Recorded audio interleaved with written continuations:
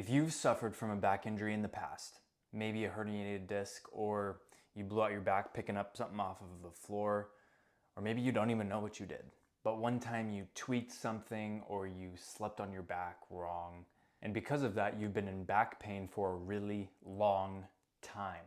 Well, your pain may be a memory. What does that even mean? This is what it means. Pre-injury, your body had a pain threshold. Now, this threshold represents what your body can handle. If you stay under the threshold, you stay out of pain. But if you go above the threshold, this is where pain will occur. This is where you injure yourself. And there's also a trust threshold, but we'll talk about that later. You may have crossed this line a few times, and maybe you have a little bit of pain, and then you go back down, no big deal. You feel fine after this one. But maybe one time, you cross this threshold like crazy, you suffer a big injury, you blow out your back, and it's nothing like you've ever experienced before. You're in pain for weeks, maybe months, and now you've hurt yourself pretty bad. Now your body has to react because a really bad injury or lots of pain occurred, lots of damage occurred, and it reacts by lowering this pain threshold. Okay, so now your pain threshold is now lowered to here. And the reason that happens is because now you've injured yourself so much, you've caused so much damage that now you're just weaker. So now, let's say you came back down, you healed, whatever. Now, anything that you do that used to not cause pain, but now still crosses that threshold, you're gonna be in pain, you're gonna experience pain here. Now, when this occurs, you move differently. Whenever you move normal speed, pain occurs. So now you move slower. Whenever you get in and out of the car normally, you experience pain. So now you move more carefully. Maybe you stop playing sports or skiing or hiking or whatever it may be. Maybe you stop playing sports like basketball or hiking or skiing because just the thought of it causes a little bit of back pain. You can't stand or sit as long as you used to. So now you have to take more rests throughout the day. And maybe your normal sleeping position causes you pain. So now you have to find a different position, usually with half a dozen pillows, to get you into a position that doesn't cause any pain. This is real. Like, back pain does this to you. Back pain does this to people. And the problem is that sudden drop in threshold makes you move differently so that you don't cause further injury and further damage and prolong the healing process. Now, once you're healed, you may try to return to normal, but you still hit your head against this lowered pain threshold. And now you think you're screwed for life and you think that your back will never be the same. But the reality is your body is healed. So what's the problem? The problem is your body is living out the present moment using a pain threshold memory, and your threshold is stuck at that lower level. Even though you healed and you can handle that higher level, your body is remembering what things caused you pain in the past, what movements caused you pain after your injury, and that pain threshold lowered. So those things like moving too fast or picking up things off of the floor or getting in and out of the car. And those movements have literally been ingrained into your body. So now you're experiencing pain. The pain is real, but it's actually something that your body causes to happen in response to a memory of pain threshold. Now, I know that all sounds woo-woo-y, but it's the reality. Okay, think about it this way. You and your body have a relationship, just like you and one of your best friends have a relationship. These relationships are based on a threshold of trust. Now, remember I mentioned that there is a threshold of trust as well in this. And so this is different than the pain threshold. Now, this is a trust threshold, and this trust threshold goes both ways. You have one with your best friend, and your best friend has one with you. And it's the same thing with you and your back. You trust your back a certain amount, and your back trusts you a certain amount. So this is you. This is your trust, and this is your friend And this is their trust. Let's pretend that that's in the same spot. So this is your friend, and this is you. If anything is below the line, you'll trust your friend and your friend will trust you. So maybe this is something like lending your lawnmower. You would trust your friend with that. Oh man, I forgot to draw eyes and a face, or eyes and a mouth. Jeez. And anything that's over the line, you guys wouldn't trust each other with, right? All make sense? Okay. So anything over these two lines, you're both not trusting each other. Anything below these two lines, you are trusting each other with whatever you're trusting each other with, right? So let's say that this is your best friend, somebody that you trust your life with. So this trust line is at the top of the top. Nothing can be on top of it, right? You trust your friend with your life. Your friend trusts you with your life. It's your lifelong friend that you had ever since you were growing up. And with this much trust, you believe that there's nothing that can break it. And now, let's say that the best friend in this case is me, and this is still you. But let's say that I'm your best friend. I'm someone that you would trust with your life. I would trust you with my life. Like, if you called me at 2 o'clock in the morning, I would be at your door, no questions asked, every time. What happens if you loan me your truck for the weekend because mine broke down and for some reason I needed a vehicle for the weekend? Okay, let's draw a nice little window here. Okay, and because this is below the trust line, like, you trust me with it, I would trust you with my car in this situation. But watch this. What if I take your truck and I sell it for some quick cash and I disappear? Our friends, our other friends, have no idea where I went. My parents have no idea where I went. My family has no idea where I went. My brothers, nobody knows where I am, and I haven't been home in months. Then after 6 months, I show up one day and act like everything's normal. And I act like nothing happened. And I call you up and I ask you if you want to hang out this weekend and have dinner. Like, no, that's not how that works. Because when I sell this, that trust is broken. Now, I didn't go past the trust, right? I didn't go over the trust threshold, but something is down here that I passed, right? And so now it's like what happened here? Because now that drops your trust down to here. Like, there's almost no trust down here. Like, in order for me to regain that trust, I gotta do something. Like, there's some questions that need to be answered. Like, where is my car? And if you can't get it back to me, when are you gonna take me to the dealership?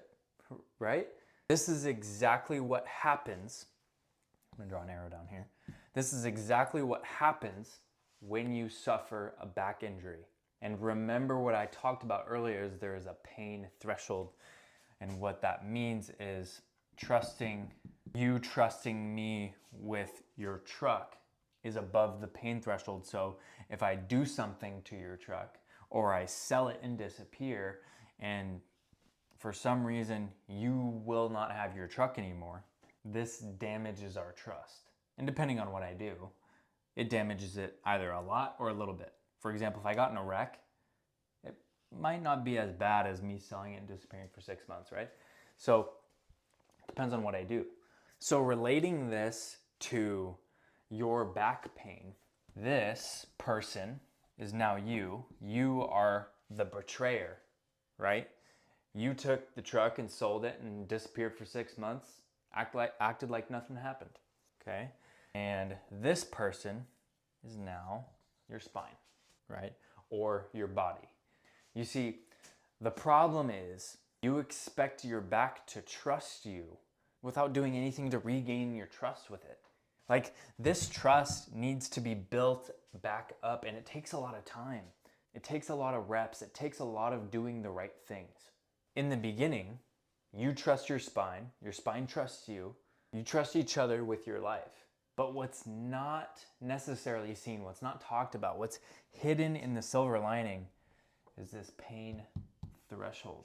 And for almost everyone who is in back pain right now, their trust is almost always higher than the pain threshold. That's why an injury showed up. What does that mean? That means that the reason you are in pain is because you had more trust in your spine than it could handle. You thought your spine could squat 95 pounds, but it couldn't. You thought your spine could play basketball hard 4 days a week with little to no sleep, and it couldn't. You thought that your spine could reach down and twist and pick up your shoes, but it couldn't. Whatever you did crossed the pain threshold and brought the trust all the way down here.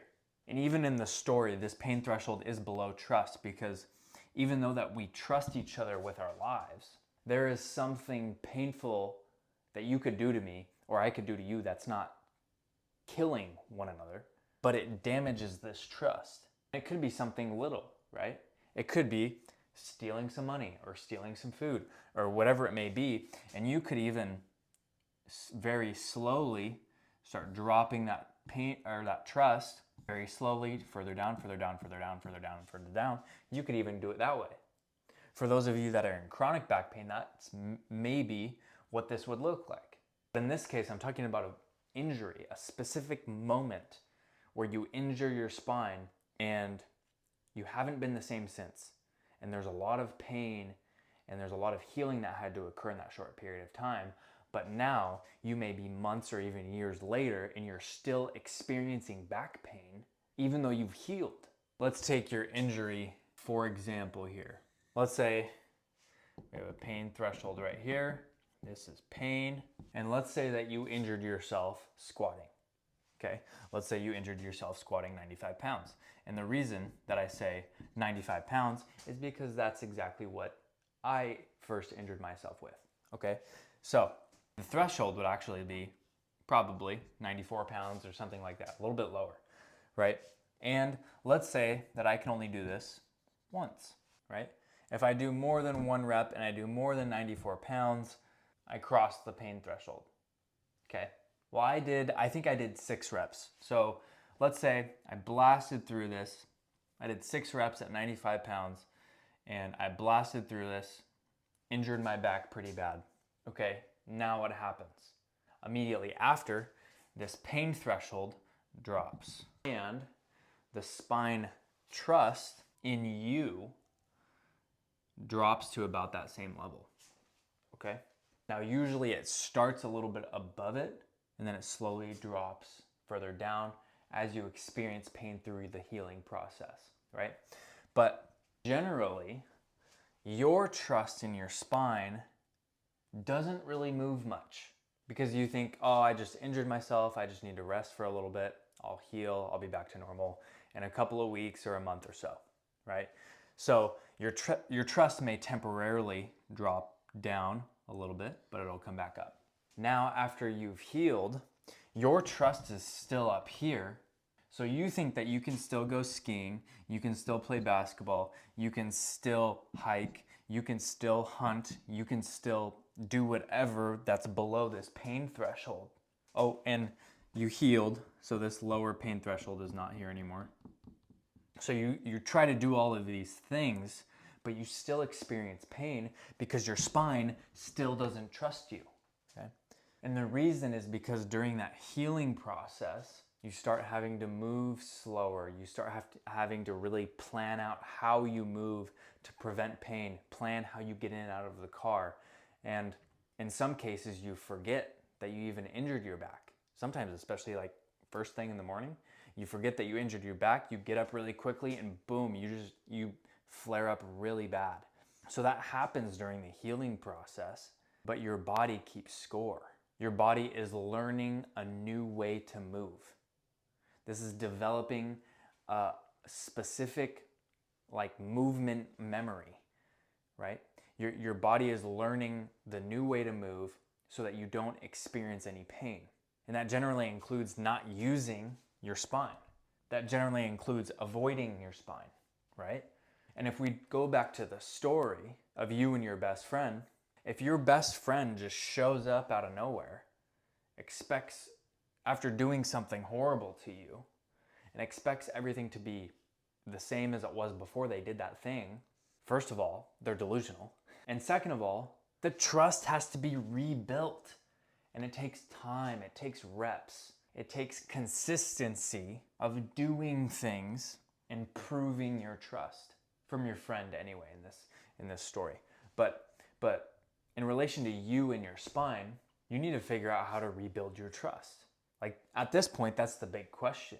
How can I regain trust with my lower back? How do I nurture and care for this relationship so I can rebuild that trust?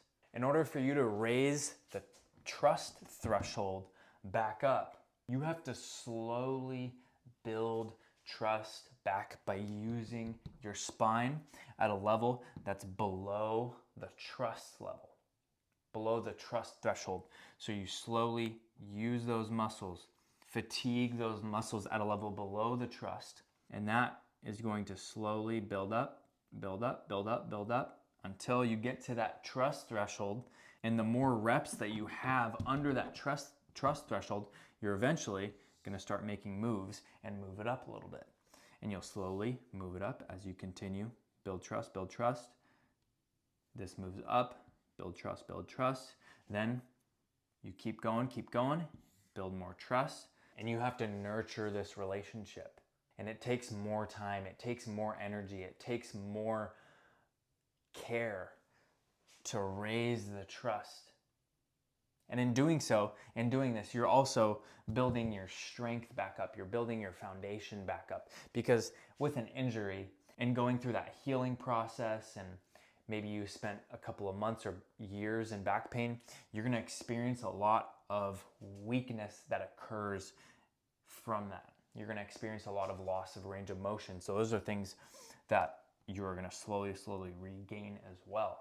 And while you build your strength and build your range of motion, you may even increase this pain threshold as well, and slowly increase this pain threshold, maybe even more than it previously was when you had an injury.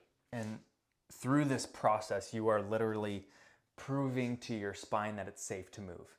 You are reteaching the muscles how to contract. You're reteaching the body that moving and using those muscles that used to cause pain is okay.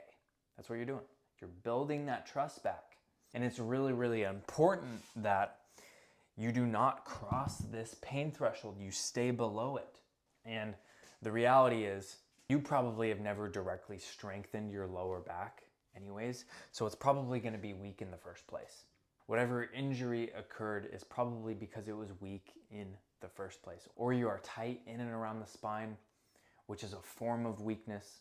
But regardless, this is a process that you need to get out of pain, to get out of that pain memory that your body has. Because if you don't build that trust, you're going to keep bumping your head on this line, and going past this line is going to cause pain. For example, if your best friend comes to you and asks, "Oh, hey, can I borrow your lawnmower?" after they just sold your car and disappeared for 6 months, like, that's not going to happen, right? They're asking more than this trust level. It's kind of the same way with this relationship here with you and your spine, okay? And so one of the most important exercises that I teach is the back extension. And so let's go over that really quickly, and the progression that you need to start today to address weakness, to address lack of trust in this area in the lower spine, to help you get out of pain and get out of experiencing the memory of pain from a past injury. So using the back extension is really focusing on teaching those lower spine muscles, the glutes, the hamstrings, to work together, and you are building trust in this area again. So it doesn't make sense to jump in on the hardest level, right? So you need to start light. You may need to assist yourself holding this top position. This is where somebody usually starts. Now, if this is too sensitive for somebody, you may need to build trust with your chest supported, right? The further up the pad is, the more support you have, and the easier this exercise is. Now, the goal is to be able to hold this top position for 2 minutes, keeping those shoulders in a straight line, and you also want to be able to extend back. That's a good thing that you need to be able to do, okay? Now, it may be very sensitive to get all the way back here at the beginning, but that's something that I like to have as a person. And what I've noticed is getting better at that extension, pushing your belly button forward, is what really helps move the needle, okay? From here, you progress to one leg at a time. Again, you can start with assistance, work towards unassisted, holding this position for 1 minute. Now, from here, you can experiment with motion forward as slow as you need. You can even go slower. Really feel out those muscles. Get used to movement and get deeper as you can. And make sure all of this is pain-free. You are not working through pain on this machine, okay? You're making sure that you're keeping it below that trust threshold, making sure that no pain occurs. And then once you feel comfortable, you can let go of assistance, and then you can perform a full rep, which is letting your arms hang, rounding starting at the top, pausing in the bottom, and then coming back up, leading with your head, okay? Curl down, back up.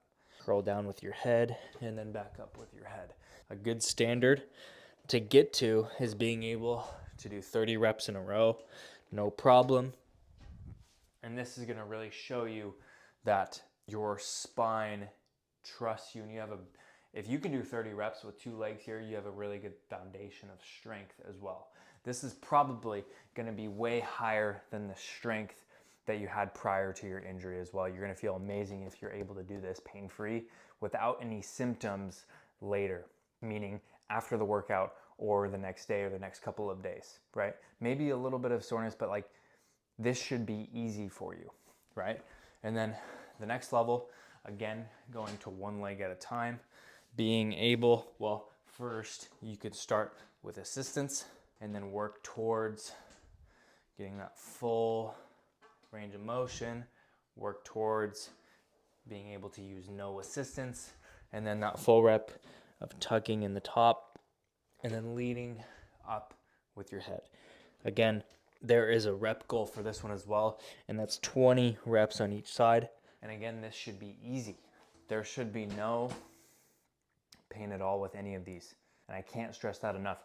When you start working through pain, you're gonna start going down. You're gonna start getting worse and worse and worse because your body is gonna start lowering its trust. Your spine is gonna start lowering its trust if you keep working through pain, right? To try to keep you out of pain, to try to prevent you from damaging your body further, right?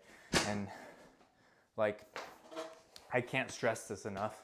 Like, obviously this exercise is not the one cure-all exercise, but it's one of the most important ones for regaining strength where most people lack, which is extension.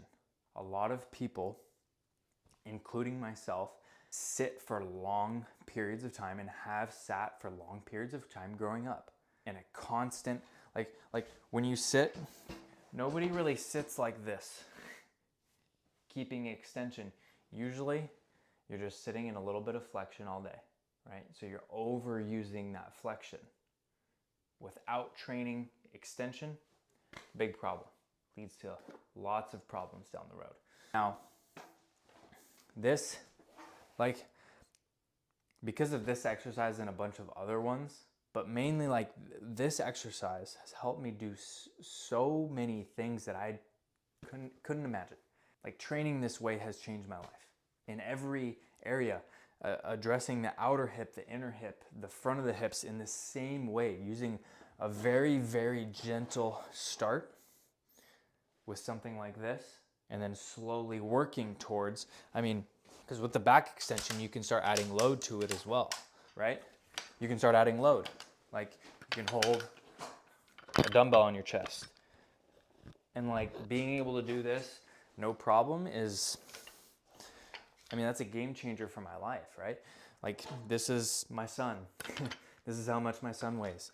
And I don't know, I could go on and on about how grateful I am that I found this solution, because it's brought more happiness into my life. And like, I thank God every day that I can use my spine without any pain, that I can pick up my son without any pain. And yeah, I have to put some effort in. I have to put some time in. I have to put some energy in. And at the beginning, it was really difficult. It takes a lot of focus. It takes a lot of patience. It takes a lot of consistency. It takes a lot of head down and just go. Take it one day at a time. But it's so worth it. So worth it. And it's opened my eyes to this world of becoming exponentially better, because that's what God asks of us. And yes, like, our spiritual part of us is more important, but our physical part of us is also very important. And our physical part of us can get in the way of our spiritual part of us, right? So maintaining it and getting it even better, it gets it even more out of the way. And it also helps our body serve our spirit much more. Anyways, I hope that this information has helped you understand maybe why you are stuck in pain after an injury. Maybe you've been in this pain for months, even years, and you have no idea why, and you feel like you've fully healed from this injury, but you're stuck for some reason. You keep experiencing pain. I really hope it's brought clarity to that. And these exercises that I go over, they truly help, and they truly can bring you from very, very broken levels to bulletproof, from in pain to pain-free, to a life in fear of moving your spine to wanting to move your spine. And so anyways, I hope that you have a good rest of your day, and I will see you in a future video.